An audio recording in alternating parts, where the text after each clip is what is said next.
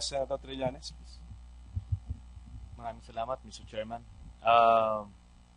Professor Lopez, nag-public bidding ba tayo nung pinili nyo yung STI? Hindi po. Hindi, sa tingin ko po hindi. Talagang minuso nyo lang? Yun hong, kasi ho, Hindi, Professor Lopez, may public bidding o wala? Wala po. Wala. Director Anakay of COA, is that regular? Meron po ba tayong violation dun sa ginawa nila? Yes, please. With due respect, Your Honor, I cannot comment on that because I have no audit jurisdiction over the local government. Sige, dito na lang kay Director Santiago. Is that regular, Director Santiago? Ano po ang inyong opinion doon sa ginawa nila? Your Honor, if I may explain. As a general rule, it should be for the procurement of goods, works, or consulting services, we apply RA 9184 or the Government Procurement Reform Act. But as I hear the explanations provided earlier, it appears that the City of Makati as a public corporation entered into a joint venture, a form of partnership with a private entity. So, using the law on partnership, there will be sharing of profits. It appears that there's a sharing of profits between or amongst those partners in the joint venture, Your Honor. So, in this situation, if they enter the joint venture agreement, if it is allowed or authorized under the local government code, or at least as provided for by in the appropriations or supported by the appropriations, Okay. we may enter into that joint venture, Your Honor. Ang keyword there is if it's allowed by the local government code. So, per local government code, kailangan covered siya ng ordinansa. Vice Mayor Mercado, meron bang city ordinance na nagpili sa STI as the joint venture partner nitong University of Makati College of Nursing?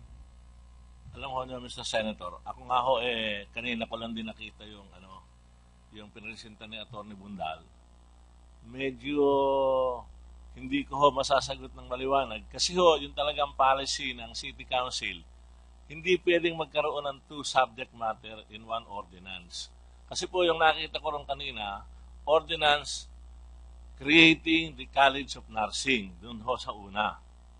Tapos sinabi, and further authorizing Mayor Binay to negotiate and enter into a contract with STI. Yun ho, siguro, titingnan ko rin yung record ko, kasi dalawang subject matter ho ang nakalagay dun Parang, ang dapat puro sana, creation muna ng College of Nursing, isang ordinansa, at dapat isang resolution po yun na authorizing Mayor Binay to negotiate and enter into a contract with the winning bidder or with the STI, if ever na kailangang banggitin yung STI, subject to the ratification of the Memorandum of Agreement. Kaya hindi ko po maipaliwanag paano nagkaroon ng two subject matter in one ordinance. Pero kaya hindi ko kayo masagot ng diretso kasi nakukonfuse ako sa bakit nagkaroon ng dalawang subject matter doon sa isang ordinansa na yun. Okay, salamat Vice Mayor Mercado. Well, Mr. Chairman, I think we should request the Commission on Audit to conduct a special audit on the joint venture agreement of the University of Makati with STI. So, hindi kayo nag-public bidding, Professor Lopez. Kayo po ang presidente ng University of Makati. Opo, Senator. Kayo rin ang presidente ng Philippine Healthcare Educators Incorporated. Okay. So, ano ngayon ang value nitong STI? Hindi ba kayang gawin ng Makati na lang, ng UMAC na lang, itong ginagawa nyo ngayon since kayo rin naman ang nagpapatakbo in essence? Noon pong, Mr. Chair, Senator Trillanes, noon pong 2003, nung naisip ng university pumasok sa nursing, it was the time of the nursing boom. And unang-una, napakahirap pong kumuha ng faculty at that time to teach in a college of nursing. you needed to pay very competitive rates, and the rates that were prevailing in the marketplace at the time were rates na beyond the salary standardization law of faculty. That's number one. Number two, we did not have the resources and competencies to develop it from scratch. And so when STI came around and they had a full team developing curriculum that not only fitted the needs of the nursing profession here in the country but also overseas, we found it an attractive. Well, Professor Lopez, noong 2003, kilala ba ang STI sa kanilang competence as a nursing college? As explained by President Tacob, by the year 2003, meron na po silang presence in healthcare, including the ownership of a hospital and a nursing school already at the time. And they had a roster of people in SDI who were very competent in developing curriculum and courseware for the nursing profession. Pasensya ka na talaga, Professor Lopez, pero I am not ready to buy that. Okay? STI is STI. Alam niyan ng mga ordinaryong mamamayan that STI, ang core competency niya is computer education. They may excel in that, but definitely not nursing. Kung ikaw magulang, magpapaaral ka ng anak mo at gusto mo siyang mag-nursing, hindi STI ang primary, ang first choice mo. So, wag na tayo magbuluhan doon. Ngayon punta na tayo dito kay Mr. Jack Arroyo, Mr. Jacob. 20% ang binigay nyo. Do you have any document to show that meron kayong agreement? Kasi ang agreement dito with Makati is 60% STI, 40% ang University of Makati. Opo, Your Honor. So, With Jack Arroyo? with Jack Arroyo. Well, he was an incorporator in the Articles of Incorporation, Your Honor. Sorry? He was an incorporator in the Articles of Incorporation. Yes. So, And he had 20% in the Articles of okay. Incorporation. Do you have any other proof na he deserves that 20% na pinasok ng Makati dito sa STI? Dahil kasi ganito yan, I don't understand. If you will tolerate that practice, at nandito yung COA at saka yung government procurement service, pwede nang ikutan yung batas. Kahit mag-enter na agreement, kunyari, on paper, ang isang kolehiyo, 1% lang sa kanya, then a private party will benefit. Remember, yung investment dito ng University of Makati or Makati City in particular is 1.2 billion pesos, yung building. And yet, it will only get 40%. Tapos yung STI, 40%. Itong si Mr. Jack Arroyo na nag-invest ng 3 million, 20%. Napakaswerte. Okay? Your Honor, we have nothing to do with the building. We are Yes. just in the corporation. Yes. PHEI. Pero you benefited from that. We did not benefit from the building, Your Honor. We're actually paying rental for the use of the building. Magkano yung rent? Magkano yung rent nyo? I think it's about 300 pesos per square meter of usable area. So, roughly, in a month, how much po yun?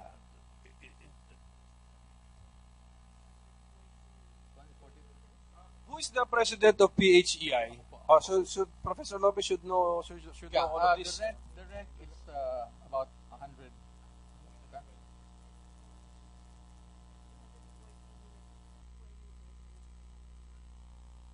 The president runs the corporation. Opo. The Professor Lopez should know this. Hindi ko alam exacto. And And you're also president of the lessor. Opo. So, You're president of the lessee, you're president of the lessor. So you should know the answer. So, dito, Director Anakay, maliwanag na conflict of interest ito. It's about 1 point,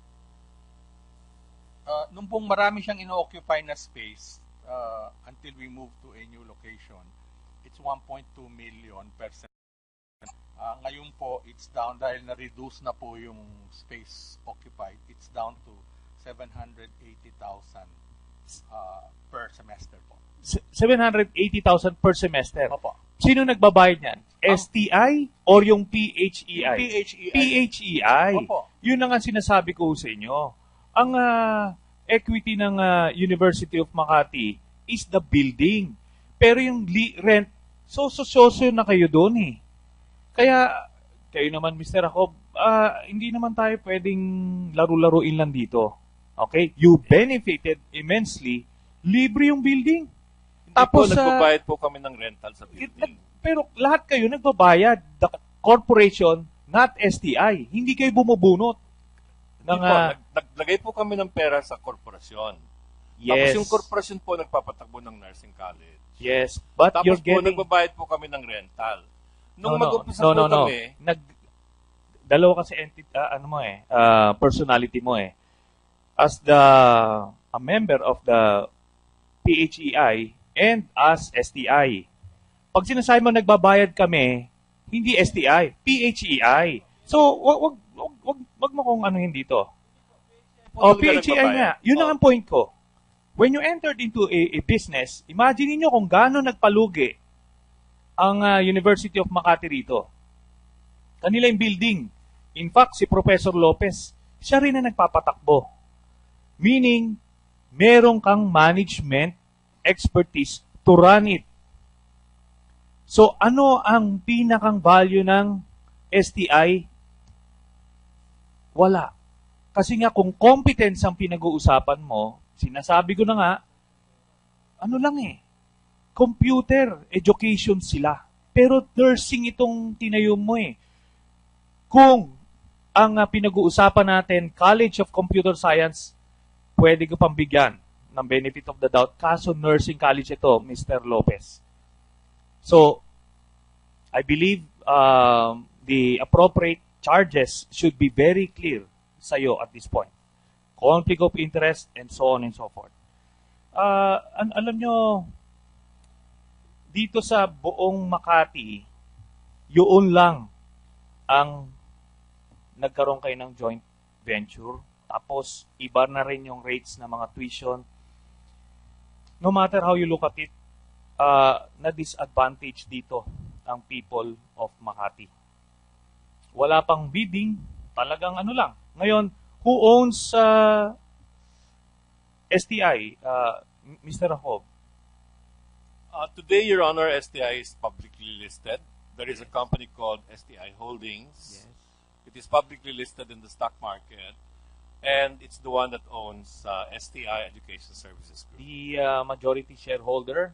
The majority shareholder at the moment is Mr. Eusebio Tanco. Mr. Eusebio Tanco, is he the same person as they call Yossi Tanco?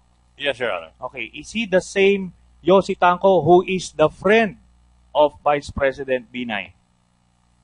I'm not sure that he's a friend of Vice President Binay, Your Honor. Professor Lopez?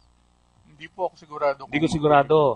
Magkaibigan Talaga sila. naman, hindi nyo alam ngayon. Ang alam ko po ata, hindi ako sigurado. I don't know if they're meeting socially. Okay. Mr. Chairman, we invited Mr.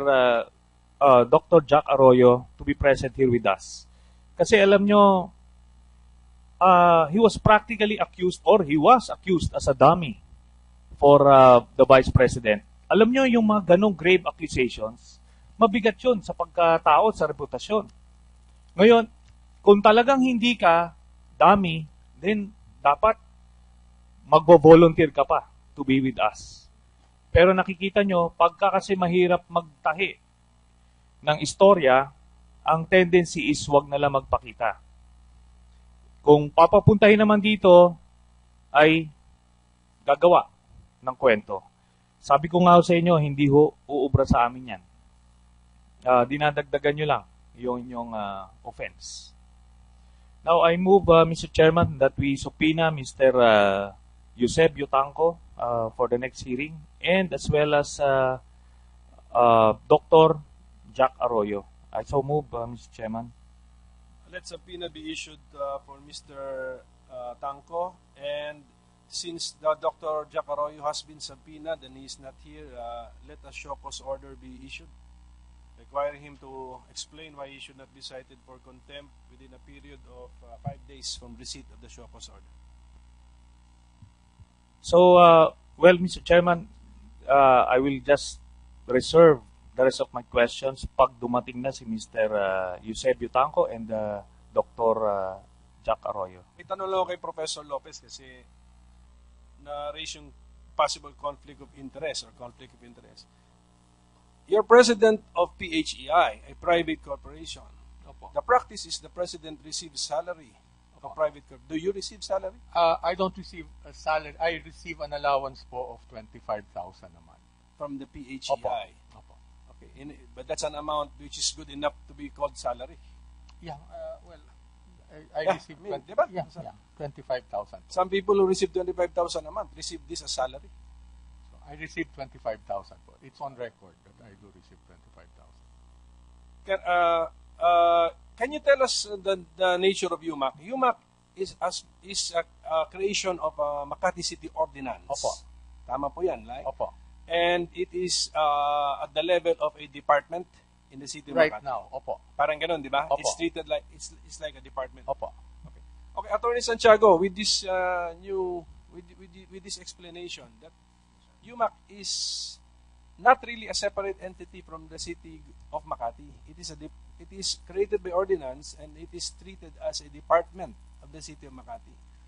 So, can UMAC, going back to your answer, can UMAC contract with a private, predetermined private entity and enter into such a contract where they are to form a joint venture company to operate a college of the university? Your Honor, my answer earlier was about the forming up of a joint venture between the city of Makati and two other entities. And I was referring to the power of the public corporation to enter into such contract. But as you mentioned that UMAC, University of Makati, is a part and parcel of the city of Makati for procurements that they are conducting, whether it's procurement of goods, works, and consulting services. And then in those situations, they will have to use RA 9184, Your Honor. They will have to? To use the law, the procurement law, Your Honor, RA 9184. General rule. The general rule, Your Honor. Public bidding. Public bidding, yes, Your Honor. But of course, that's subject, Your Honor, to, as I mentioned earlier, to ano yung what's the content of their joint venture agreement. What would be an example of a joint venture agreement which would be an exception to the general rule? Your Honor, Where pinpointing your preferred partner is allowed. Your Honor, that's the difference between a joint, basically, partnership between or amongst corporations in the Philippines is not allowed in that sense, Your Honor, because the Civil Code allows for partnerships amongst individuals, where there is trust and confidence. So the jurisprudence sort of created the concept of a joint venture amongst corporations where there is trust and confidence, Your Honor. So I was referring to that earlier. If that's the matter of the relationship was formed up, and then what the parameters of the relationship are put in that joint venture agreement, then that will be the law between the contracting partners, Your Honor. One thing we realized from the answers to the questions is that Mr. Jacob, STI actually did not formally assign its 20% to Dr. Jack Arroyo, because when you formed the joint venture company, you already subscribed to 40. Dr. Jack Arroyo subscribed to 20. Yes, Your Honor. So even if you cite the Article 16 of your of your shareholders agreement, STI with the City of Makati, you violated that. Well, the assignability, Your Honor, is part of the granting of the 20% to Jack Arroyo in the Articles of Incorporation. So when we started the corporation, we had already asked Jack Arroyo to take up the 20%. So how early was he in the negotiations? Why did you not make him a co-signat or a signatory to the shareholders agreement? He was not a signatory to the shareholders agreement, Your Honor. Yeah, but if he was involved that early, why did you not involve I him? think he was involved afterwards, Your Honor. Okay, we need to ask Dr. Jack Arroyo the pertinent dates. And Professor Lopez, this is 2003, no? Could you have entered into the same shareholders agreement or joint venture agreement with another entity to achieve the same principal goal which you had of operating the College of Nursing? Did you have no other choice in the marketplace except SDI in that year, at that point in time? Sir, if you, given the kind of due diligence that I thought I exercised in selecting a partner, I felt at that time, particularly because of the placement capability, SDI was the most ideal. But again, sir, I given my capability to do due diligence at that time, yun po ang so you selected. So that means there was more than one option.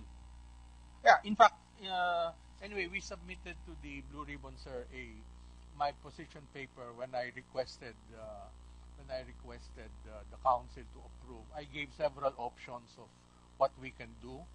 It's included. No? It's not What document are you referring to, sir? I will submit it, sir. It's the presentation of my proposal to the council that became the basis for the city council, to the city way back council in for 2003. justifying. Okay. Sige Justifying. pa, can you So, give us it was a very comprehensive paper, Mr. Senator, Mr. Chairman, that showed the process that went into the selection of STI.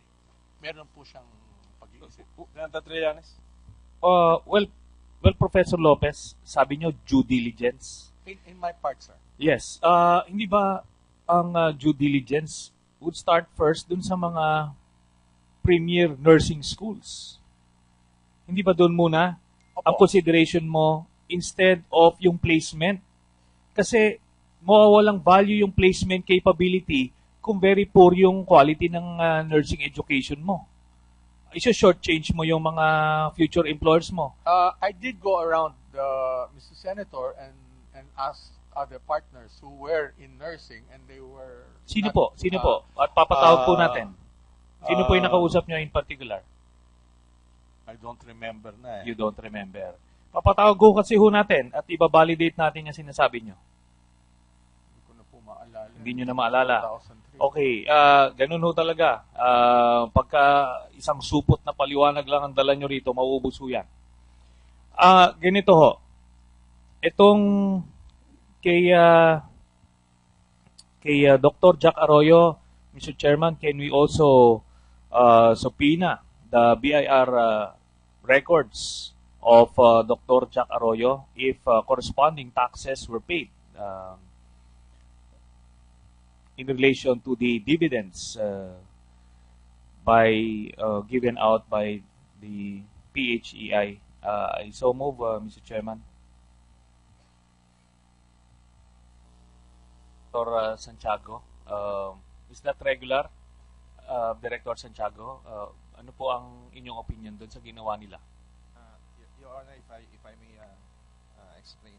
As a general rule, it should be for the procurement of goods, works, or consulting services, we apply RA 9184 or the Government Procurement Reform Act.